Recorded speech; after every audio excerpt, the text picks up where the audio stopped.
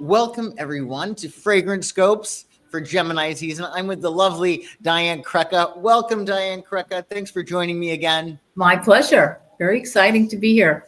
Me too. We're going to be talking about Gemini fragrances, and we have quite a few fragrances to discuss today.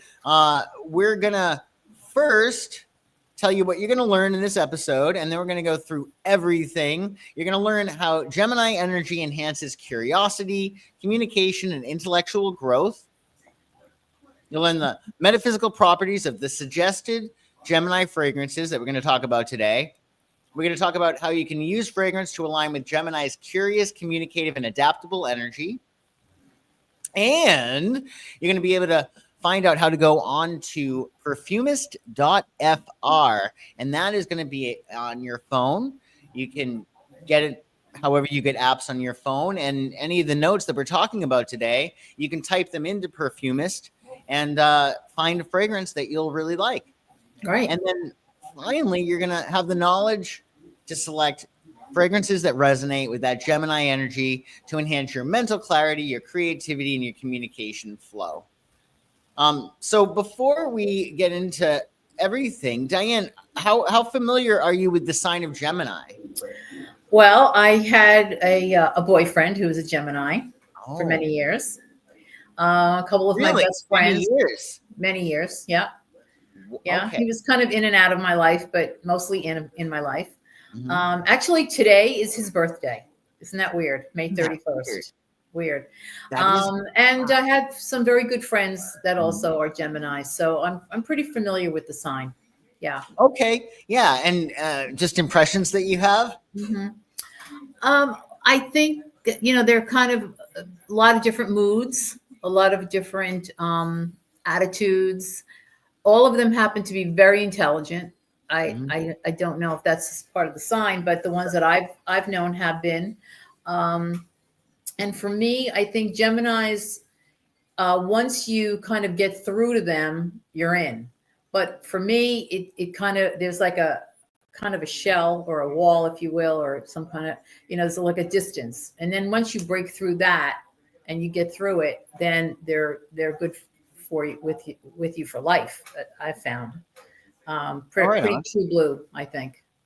Yeah, well, they're certainly just such dynamic individuals, and I think I can understand how they go well with Aries. You're an Aries because they're always up for things. They're very adventuresome. They're not boring. They always want to do things that are new and novel and different. Mm-hmm. And they always have things to talk about. They're very curious. They're very teachable. Yes. And they're very smart. I agree. Very smart. Yeah. No, I mean, this particular guy that I dated for many years, he taught me how to eat sushi with chopsticks. Oh, wow. And turned me on to Woody Allen movies and, certain jazz songs. And he had a lot of different aspects, of his life that I had never been privy to. So he really, helped me culturally, I would say, a lot. That's right. Yeah. They're very, very smart people, Gemini. Mm-hmm. So Gemini nurtures growth through intellectual exploration and adaptability by embracing curiosity, communication, and the excitement of new ideas and experiences. Mm-hmm. Exactly. That's been your experience, it sounds. Yes, exactly. So Gemini season, May 20th to June 20th. It depends on the year, but typically that's when the sun is in Gemini.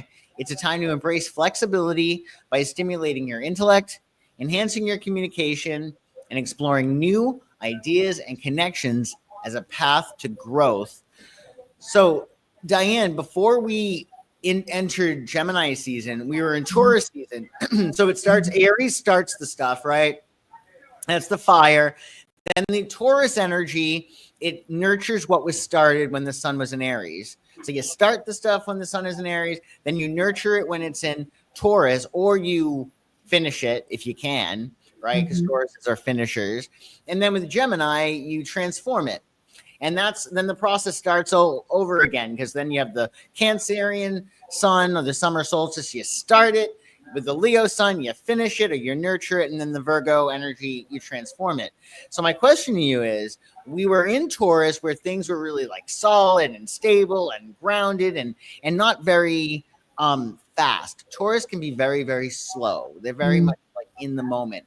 Did you notice what was it, May 20th, that the energy, the pace like picked up and things started being a lot more vibrant and talkative?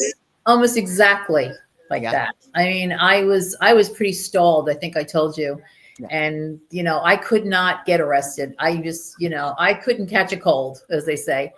Everything was just not going well for me, or just nothing was moving, nothing was progressing. And then it's like, bang, Yeah. all of a sudden, so many things happened, and all very good things, very positive things. And now I feel like my attitude is different. And, when your attitude is positive, I feel like more positivity comes your way. When you're in a negative mood, the same thing. So, I'm so much happier now that is past, and I'm looking so much forward to, the next chapter kind of. Yeah. No, I feel the difference. I feel it's better now, but there's definitely more of this information overload. Like, I feel like there's a lot since the 20th of May.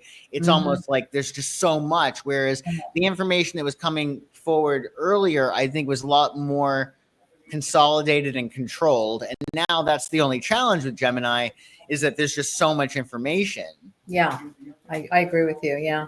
No, I'm very encouraged by it. I mean, for a while I was getting up every morning saying, "Oh God, what fresh hell am I going into today?"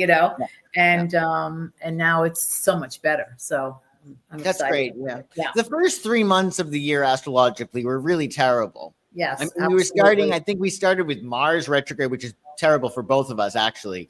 So, the idea that we had such challenges the first 3 months, I think that we did pretty well, all things considered, because it could have really gone sideways. But it's sort of like, when I was a kid, my dad used to make me eat Ritz crackers, or put Ritz crackers in my mouth, and then, like, if I had to say a speech, I would do the crackers in my mouth, so I would learn how to enunciate. Yeah. So then when you rinse your mouth out and you have a clean mouth, then you really can say your words really clearly. But it's because you had the challenge of having to enunciate your words with the crackers that you're able. So my point being, when you're able to really show up and rise to the occasion when things are challenging, when things are easy, i.e. when you don't have crackers in your mouth. Right.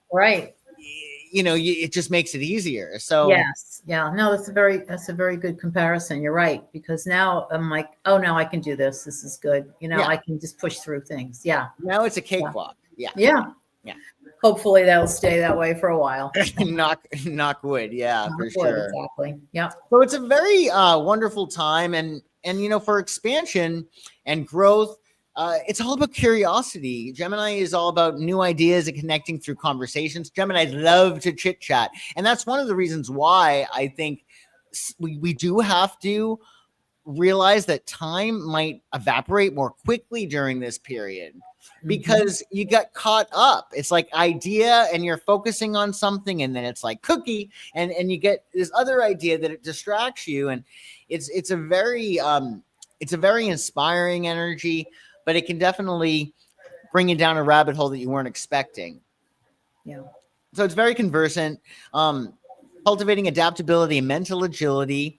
It's all about stimulating the mind with fresh perspectives and diverse experiences. Well, I mean, you seem pretty adventuresome. Like, if somebody said to you, "Oh, there's this new restaurant, you want to check it out?" I mean, I think you'd be on that, right? Oh, absolutely. Yeah. Why would anybody say no? I mean, a lot of people are, they're sort of like, if it's not broken, don't fix it. Or we always go here. We know what the food's like.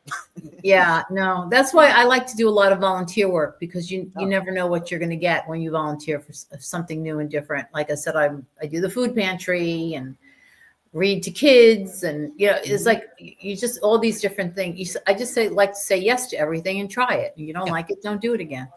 Well, what about skydiving? Oh no. Absolutely not. No. I'm not gonna. I don't want to kill myself. I mean, I don't want to stay alive. You No, know? I have a friend, and No. and I don't think she doesn't want to kill herself either, but she does that. She gets these like Oh, Groupons to I skydive. think there's something in your brain that I don't have it. You know, that adventurous kind, I'll do anything kind of thing. No, that when I see the Tom Cruise movies, I get sweaty palms just looking at him jumping. So I can't do that. No. Mm-mm. No, I couldn't either. I used to even like I don't even know if I like the fast rides anymore. I used to love amusements, and nowadays I'm like, why would I? It's almost like why would you put yourself through that? Exactly. Oh my God, no. But I used to love them. Were you into amusements or no? No. No, I used to as a kid, but not Yeah. anymore. No, I think you kind of grow out of it. I think you become more sensible, you know. And also I have a little like vertigo, seasickness yeah. thing. So I can't do it anyway. Yeah. Well, I always feel good that I'm not really into it anymore. Whenever in the rare occasion you hear about somebody had an Oh accident. yeah. Mm-hmm. No. What a way to go. Yeah. No, not for me. Not for me either. Yeah, not at all. So we also right now, I mean, we have Pluto retrograde, but that doesn't really matter. It's an outer planet. So, I mean, it matters, but it doesn't affect us on a regular daily basis like Venus retrograde or Mars retrograde. Thank God those two are direct. And also Mercury, that's the big one. But, these inner planets that affect us, they're all in direct motion currently. So it's going to, make it easier for things to get done. I also think, Saturn has entered Aries, so is Neptune. And I feel like with Saturn, you're going to actually be really lucky with that. You have Saturn and Neptune now in Aries. And that's good for all of us, because I think that with the Saturn in Aries, you're going to be able to be like, all right, well, what are we doing? Just do it. Whereas when Saturn was in Pisces, it was sort of like, well, we could do this or maybe that. Or this could be good too. Like it was hard to like nail something down. And with Aries, it's almost like, well, just do it. And if you fail, well, fine. As long as you fail better next time. Yeah. So I think with the Saturn as well as Neptune and Aries, it's going to make things easier for sure. Right. Good. Yeah. I'm glad to hear it. Yeah. It's going to be really, really nice. So we have all inner planets going direct motion. That's great. So you can use this season, May 20th to June 20th, to expand your mind, to explore fresh ideas, stop to smell the roses, or in this case, the lime, the tomato leaf, and the Juniper Berry. Mm-hmm. Yep. Connect with your curiosity and embrace the flow of new thoughts and interactions, because fragrance can enhance this season of intellectual stimulation. And we'll talk about how you can. So the 3 scents we're going to be talking about today, we got lime, and that actually is probably the most technically Gemini fragrance that we're talking about today. It's ruled by Mercury, so is Gemini, and it's air, as is Gemini. We're also going to talk about tomato leaf, which is ruled by Venus, I found out. So it's rather earthy. Mm-hmm. Makes sense. Perfect sense. Absolutely. Well, yeah, because that does make sense. Yeah. Yeah. And then you have the earth element, which rules tomato leaf. And then we're also going to talk about Juniper Berry, which I'm really surprised actually, but the planetary ruler is Mars. So and it's ruled by fire, which I didn't know. I'm a little surprised, but we're going to talk about all of these fragrances.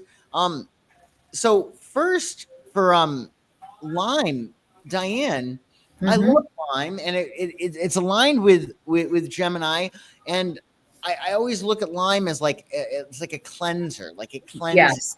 Yes. It is cleansing. It's also, of course, refreshing. It's an energizing, fresh citrus. Really, is how you would describe it. It's light, and it's a little bit. It's sweeter than a lemon, of course. And sometimes people prefer it, in their drinks and their mineral waters, etc. But lime is used interchangeably a lot of the time with something called bergamot. And bergamot is the color of a lime, but it's more in the orange family. But it is a citrus nonetheless, and it has has like lime, orange, lemon in it. But you can mix it together with the lemon and the orange. But what's interesting about bergamot/lime is that it's used in so many fragrances. It's always used as a top note, as all citruses are, because Citrus is something that is used when you first spray it, boom, it hits you, in your nose. It kind of gives you a tingle of freshness. And then it kind of peters out as you wear it. And the mid notes and the bottom notes then come into play, the heavier notes. So, but lime is very versatile in that respect. Some people, there's actually a company called Old Lime Bay, as you know. Mhm. And a lot of their fragrances are just based on the lime character, and then they build around it. So it's a very, like I said, it's very light, but yet it's intense at the same time. So it kind of has the two sides, of personality, which is I find very interesting as well. But listen, in your drink, a lime a lot of people prefer it in a Bloody Mary. Things of that nature. But as I said, in fragrance, it's a very, very popular ingredient. That makes a lot of sense. Now, if you were to have, like in a drink, for instance, and they say, do you want a lemon or a lime? You are probably very, very sensitive. Some people use them interchangeably, lemon or lime. It's like Coke or Pepsi. And obviously there are some people that are very distinctive in their choices between Coke and Pepsi. But for you, would you say that like there's a big distinction between lemon and lime, or do you Absolutely. use I very rarely use lemon. I always use lime. really? Because if I'm drinking something, I want to taste the drink and not the lemon. The lemon just it just kind of jumps out at you. Sometimes it will enhance, Mhm. but so is a lime. But the lime is a little more subtle, so it does give you that citrusy feeling. But like I said, it's intense, but it's sweeter and it's lighter, and that's why I prefer it. Lemon to me, if you put lemon in your water, it's like lemon water. It's not an enhancer. It's a main character. And That so is I so prefer that. interesting. So Yeah. I experience lime as more intense than lemon. Like Really? I love my Pellegrinos. I'm a big Me on too. I love Pellegrino. It's my I, favorite. Pellegrino, ice, lime, and straw. Mm-hmm. That's all I need. That's Mm-hmm. we're good. Yep. But I always have it with lime. But I feel like the lemon, if I put a lemon in it, I feel like it actually maybe it's the lemons that I have, but I find the lemons to actually be lighter, that the lime is more of that main character. And like the Hmm. lemons, I've always found is more supporting. Interesting. And I Yeah, have the opposite, but that is so interesting. Yeah, yeah. you experience limes differently than I do. Yeah, I feel like the lime is a little more mellow than a Huh. lemon. Yeah, lemon, I mean, bite into a lemon, ooh, boy, you've done it. Yeah. So, Huh. but yeah, it depends on what you're drinking also. Like I prefer lime in my Coke, or my Diet Coke or something. Um, I mean, lemonade is the only thing I like that has lemon. But Yeah. other than that, no. How do you Nothing. feel about Sprite? It's been a while since I've had one. I don't really drink soda Yeah. anymore. Um, Refreshing. I Yeah. like Sprites. Yeah, it's Yeah. refreshing. I like I it. like both lemon and lime, but I Yeah, feel like I definitely I appreciate the lime more. yeah. So other stuff that's really interesting about lime, metaphysically, it's known for its uplifting qualities and refreshing qualities, which makes a Mhm. lot of sense. So it clears mental fog, enhances clarity, and promotes mental agility. So this is like the perfect Gemini fragrance, really. Yeah. It's ideal for stimulating the intellect and boosting creativity. It's used to encourage optimism, to sharpen focus, and to invite new ideas, helping to break through any mental blockages and foster a sense of renewal. I mean, it's perfect for spring, Yeah. I was going to say it's a perfect for this time of year. really is. Yeah. And because it's associated with the air element, it enhances communication, mental clarity. It nurtures intellectual, your intellect. It stimulates, and it's good for new beginnings. Yeah. Perfect. And it's associated with the god Mercury. Hmm. So, god of communication, intellect, and quick wit. It aligns with lime's energizing and clarifying properties, supporting mental sharpness and agile thinking. So, I mean, that is like the Gemini fragrance. Yeah, I think Period. so. I think it's Yeah, perfect. Yeah. yeah, it really is. And Well, we also are going to talk today about tomato leaf. Oh, one of my favorites. Yeah, I'm so not familiar with tomato leaf. So, what's your take? Well, I mean, tomato leaf isn't something that, is on the tip of everybody's tongue, right? It's a little bit more obscure. But when I love the way tomato leaf smells. And you don't confuse it with the tomato itself. It's the leaf of the tomato. People say it's a precise odor, but it's hard to kind of nail it down with accuracy. It's kind of green, vegetal in its odor, and it has a little bit of pininess to it, but it has something called trichomes, trichomes, and those are the little hairs that are on the tomato leaf itself and the stems, and they produce and store aromatic oils and compounds. So when you brush or crush them between your fingers, you get the characteristic smell of that tomato leaf, which is really very interesting because there's not a lot of plants you can do that with. And it also contains natural antibacterial and antiseptic properties. So that they can help to cut down the amount of odor causing bacteria in your body, which is interesting. And it's also a natural astringent, and it can, it shrinks your pores and your ducts so that your secretion is a little bit less when you perspire. So it's got a lot of that, but it's that earthiness that I love. It's that earthiness that, again, they use it a lot in air fresheners.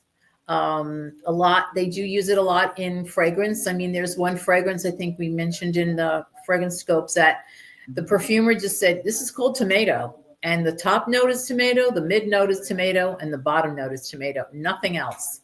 But it has its own personality and it's very distinctive. And that's why I think I really like it. It's got a freshness to it. And again, good in a drink, the tomato, crushed tomato leaf in drinks, things like that. It's very versatile. So does it smell anything like tomato? A little. I mean, if you cut a really good tomato in the middle of, like a Jersey tomato in July, when you cut through, that smell. But the leaf is a little more earthy than the tomato itself. A little bit different. That's great. And would you say that it's masculine as well as feminine, that it can go either way? Absolutely. It's all about, it's funny, dirt can be very clean smelling, right? When you put your hands in the dirt, you get that freshness that the dirt has, and that's what this has as well. So it's a back and forth. It's the two sides, That's right. Okay. Well, now that you said dirt, because there is something really, it's a beautiful smell. Yeah. I mean, obviously, if they do it right. So it's like a clean dirt smell. Exactly. Clean dirt. Yeah. Did you ever think I'm gonna have to check it out. I'm gonna have to spend a day at. You know what I'll do? I'll go to Macy's and I'll have I'll pack like a sock with coffee. So you can keep smelling into it. Yeah. Keep smelling. It's great. There's a lot of choices out there with tomato leaf in it. So, and we mentioned those in the FragranceScopes. Oh yeah, there's quite a few. So it's so interesting. This totally aligns with what you said. Tomato leaf is a grounding and refreshing note, symbolizing growth and renewal. It encourages clarity of thought, helping to release stagnant energies and invite new growth. This note is often used to support emotional release, to stabilize energy, and encourage a balanced perspective, fostering a sense of connection to nature and rejuvenation. There we go. It's all connected. It's all connected. And it is the earth element, so it channels stability, grounding, and emotional balance, nurturing physical and emotional well-being, and a deep connection to the present moment. I feel like this could be very healing for people. Like if they came out of a rough patch, this is a really good fragrance for them to try. Absolutely. Very grounding, very calming, I think. Yeah. And Ceres is the ruler. So the goddess of agriculture and abundance, Ceres embodies tomato leaf's grounding and regenerative qualities, reflecting the nurturing energy of the earth and the renewal of growth. I'm going to go out and get some. I know It that is, yeah. you gave so many examples in the fragrance scopes, and for those at home, that's going to be linked in the description below, so you can read those and you'll get specific fragrances advised by Diane. So it's going to be great. But for tomato leaf, do you know of any real common male fragrances that align with tomato leaf, or is not? Not really, no. I mean, if there is some tomato leaf, sometimes it's just an oh, by the way. It's not really a prominent thing. Yeah. That's why the ones I listed have a lot of tomato leaf in them. And if you notice, a lot of the big perfumers are starting to use it more and more. Yeah. So I think we're going to be seeing more of those coming up in popularity. I think it's what's funny about this though is that you and I never talked before this podcast about these things, and somehow they always seem to link perfectly well together. So I think we're onto something with this. I really do. Yeah. There's a lot of alignment. So we had our lime, we have our tomato leaf, and we also have Juniper Berry, which is so nice. So firstly, I guess my question to you is, I always thought, and maybe I'm getting my berries confused, I always wondered if like Juniper Berry was aligned with more like winter things, like wintergreen, or it's all seasons. No, it's actually a spice. Okay. Yeah, Juniper Berry is a spice. It's not a true berry, and it has a little bit. It has a sharp, piney flavor. As you know, it's very popular in gin. When you make a gin martini, Juniper Berry is what pops out at you. It's very crisp. It's very fresh, and they say it evokes a cool breeze, or a sip of icy water, or cool winter air. That's what Juniper Berry will do for you. It's used a lot in aromatherapy, and it is antibacterial. And for some reason, they say like the best combination if you're going to do something Juniper Berry is vanilla. Vanilla and Juniper Berry, there's a good balance. It's a good balancing act because of the Juniper Berry. As I said, it is a spicy note. Not particularly a berry per se. And the vanilla, as you know, is very kind of sweet, calming. So again, it's the two. It's the yin and the yang that are balancing each other out. So it's something that you don't think about. But again, there were a lot of Juniper Berry fragrances that are out there that have come out recently. I think Chanel just did one. The big guys are discovering it as well. So it's a fun exploration. So when these fragrances that are coming out that predominantly feature Juniper Berry, are they more spring? Are they more summer? Are they more winter? Are they more fall? Yeah, they're definitely spring, summer. Wow. Okay, that's great. Yeah, because again, it's a cool smell. It's as I said, a sip of icy water, or cool breeze. So you always think about spring and summer for that. A gin and tonic on a hot day with a lime, can't beat it. Can't beat that smell. Very refreshing. Really, I feel like refreshing too, because when it is hot, you get that burst. It's almost like having like a piece of spearmint, or mint. Yeah, exactly. Yeah. I think it could be really, really good. So apparently, Juniper Berry is known for its purifying and protective qualities, and it clears negative energy, enhances mental clarity, and stimulates creativity. So no wonder it's great for Gemini season. Yeah. And it's often listen to this. It's often used in rituals for protection, because Juniper Berry invites a sense of renewal and clarity, promoting focus and spiritual insight. And it's also believed to strengthen intuition and aid in healing. So it's a very healing fragrance as well. Yeah. And it's aligned with the fire element, which is so interesting. You mentioned vanilla, because vanilla I believe is aligned with water. So with Juniper Berry and vanilla, I bet could go really, really well together. Yeah, that's probably a common combination, right? Yes, absolutely. Yeah. So it's aligned with the fire element, so that channels energy, clarity, and protection, and nurtures strength, confidence, and vitality. So if you were to wear Juniper Berry, do you think that gives people a little bit more pep in their step, a little bit more confidence? Yeah, absolutely. I mean, it's because it's very distinctive. Yeah. And I think that helps. When you wear something that is distinctive, I think that says something about your personality. When it's distinctive and it's rare. Yeah, when it's rare, because then I think you kind of stand out from the maddening crowd a little bit more with that. Yeah, I think you're right. Yeah. Now, I'm just curious. Tomato leaf and juniper berry, would you put those two together or no? Oh yeah, absolutely. You would. I would put all three of them together: the lime, the juniper berry. Yeah, for sure. Yeah. Maybe that'll be very, very interesting combination. Maybe we're on to something new fragrance. Yeah, I think so. Very possible. And Artemis, which is so cool. So Artemis is the goddess of the hunt, wilderness, and protection. She's a great goddess. She aligns with Juniper Berry's purifying protective properties and embodies strength, clarity, and intuition. Mm-hmm.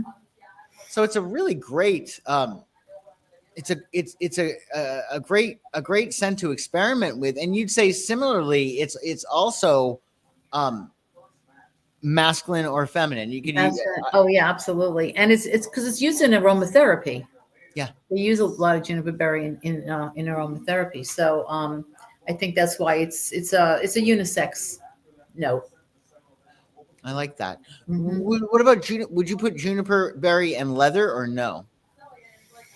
Juniper berry and leather. I mean, I guess so. I mean, the juniper berry is a spice, so you may be able to. It would be. I would think you'd have to really have a good perfumer to balance that out, though, because the leather is very, very dominant. Yeah. So you have to be careful with that. Yeah. And citrus, juniper berry and citrus. Yes, for sure. Okay. Absolutely. Yeah. So. Well, this is great. So what you can do at home is go on to Perfumist, or you can go any place because it's on your phone, right? So yes, Perfumist.fr, and you can type in juniper berry, you can type in lime or tomato leaf. Yep. Mm-hmm. And you'll get a list of perfumes that have these elements, and you can read reviews about them. And if you're looking to find out what fragrance might be good for you, you can get a reading with Diane and myself. And you'll have a lot of fun. You'll learn an awful lot. And we will work as a team to give you fragrance ideas based upon your goals and your preferences. And that could be fun as well. So definitely check that out in the link below if you're interested in any of those. And also read the written component. Diane did such a great job coming up with specific fragrance ideas for every single sign. So do check that out. Diane, it was wonderful getting to spend time with you again to do this today. Thank you. My pleasure. My pleasure. And I wish you a wonderful Gemini season, Diane. And I wish everybody at home a wonderful Gemini season too. Yep. And Keep smelling. Keep smelling. And we'll see you next time. Bye-bye.